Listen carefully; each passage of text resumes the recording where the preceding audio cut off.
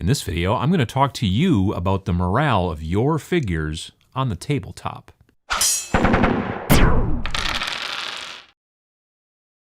So I've talked about it a bunch of times before.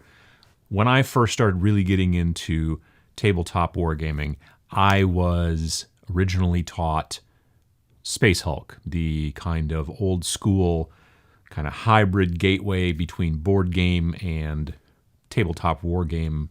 You know, it was Games Workshop back in the 90s, Gene Stealers, Terminators, and it was a great game. But there's one thing that it did not have that a lot of other tabletop wargames did. So most tabletop wargames that we're all kind of familiar with, at least in this day and age, they all kind of have a lot of the same pieces to them. I'm not talking about the physical pieces, I'm talking about the things in the rules. There's generally some sort of initiative. There's generally some sort of play order, combat, shooting, movement, all that kind of stuff. Now, different game systems do it different ways. Sometimes you're pulling, chits out of a little bag. Sometimes I do all of my stuff, and then you do all your stuff, and then we roll again, and then maybe you get to do all your stuff, and then I get to do all my stuff, that kind of deal. There's a lot of different ways to kind of make that happen, but most game systems have something called morale. Now, when I started to get into real war games, not gateway games like, Space Hulk, I got really annoyed with morale. I did not like the concept that on any given turn that my figures wouldn't do what I told them to do. I'm the commander. They're supposed to listen.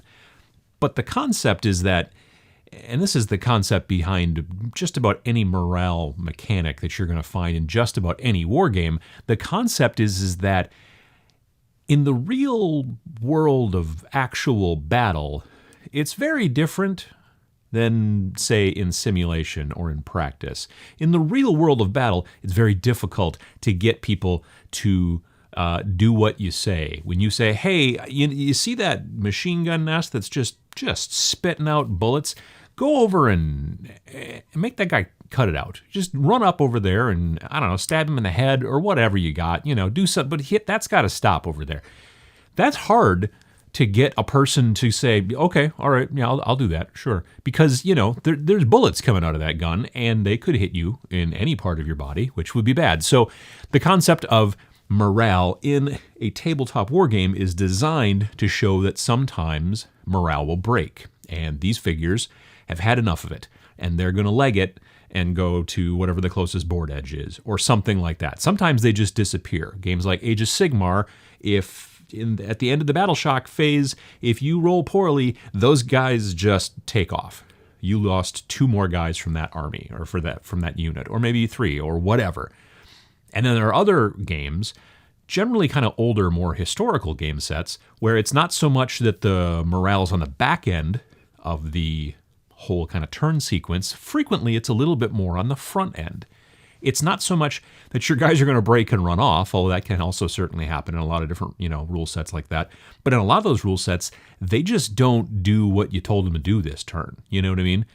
At least in a game like, say, 40K, more often than not, things happened. You got some use out of those guys, and then they got scared and ran off. But in a lot of older or even current rule sets for historicals, more often than not, it's the commander says, do this thing, and those guys are like, no, not going to do it. No, can't make me. And, that's also kind of a real world thing when we're trying to simulate this kind of stuff on the tabletop. The new, hotness, as it were, the Shadow War Armageddon from Games Workshop, which is basically Necromunda 2.0, has a lot of dynamics that are, based off of morale as well. One of the very kind of interesting ones that makes a lot of sense, to me at least, is pinning. So the concept of pinning is not so much, I'm going to take off, although, that can happen, I guess, but it's more along the lines of like, I'm going to keep my head down. I would like to shoot this turn and do some things, but everything around me is on fire, so I'm going to keep my head down till that's done. And so that's kind of an interesting mechanic as well. There's pinning in normal 40K, you've got some of that, but it's sort of rare. Certain weapons do it. in Shadow War Armageddon, basically any gunfire, if you at least hit, you don't even have to wound, you're going to pin generally. There are some exceptions. Terminator armor, guys in Terminator armor, they don't really particularly care about small arms fire too much, so they don't generally get pinned that easily. But there are other game systems out there where pinning is a big deal. You can actually suppressively fire at a unit and make it so that they're not going to be very effective in this upcoming turn. And that's kind of, again, another morale sort of thing. If anything, as I've gotten older, I think that I really do start to enjoy morale as a mechanic. Like I said, when I first started getting into wargaming after playing games like, Space Hulk, I was like, I don't want my guys to run away. I want them to go up and do the thing, which, is a very, if anything, almost a video game kind of mentality. It never happens for the most. I can't think of a first-person shooter in which your figure that you're controlling ever is like, nah, I'm going to go. I'm not going to, you know what I mean? There may be some out there. If you know of any first-person shooter type video games where suppressing fire, I know there's some where like if you take suppressing fire, it's very difficult to then target, but you can still try to shoot, from what I understand.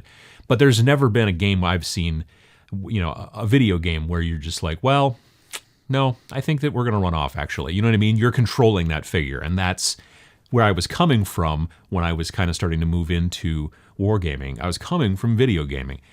Because wargaming is putting everything on a grander scale, even if it's a skirmish game, a first-person shooter, you generally control one dude, whereas at least in a skirmish game, you might control 5 or 6 or 10. You have to take into consideration, if you're trying to simulate this act of war, you should try to also simulate the kind of self-preservation that people have just sort of built into them, where they go, I'm not real sure about taking that hill, and that's a real thing. And like I said, as I've gotten older, I've become a little bit more not even understanding of it. I actually enjoy the mechanic, and I really enjoy being able to pin my opponent in a game like Shadow War Armageddon. It's the best, honestly. I really enjoy just making people keep their heads down. It's a lot of fun. So as time goes by and games change, we see the changes in morale. And as time goes by in my life, I've seen the changes in what I've been interested in. No, I don't want any morale rules. Morale rules are stupid, to now where I'm like, boy, I sure do love pinning guys in, Shadow War. So, I guess I have to ask the question, like, what do you guys think about morale rules? Are there any morale rules that you think are really interesting? Like I said, a lot of them are the ones that I've been in games with, and they've all been sort of the same. How many different morale rules, what's the coolest one you've come across? That's what I'd like to know. And what do you think about morale rules? Are you in the situation where I was completely against them, or are you starting to come around? Anyway, if you want to leave some of that stuff in the comments below, it's always a good conversation. So morale is something that pretty much just about every war game is going to have in it. And I think that it's better for you as a player, as I had to kind of just start to embrace it.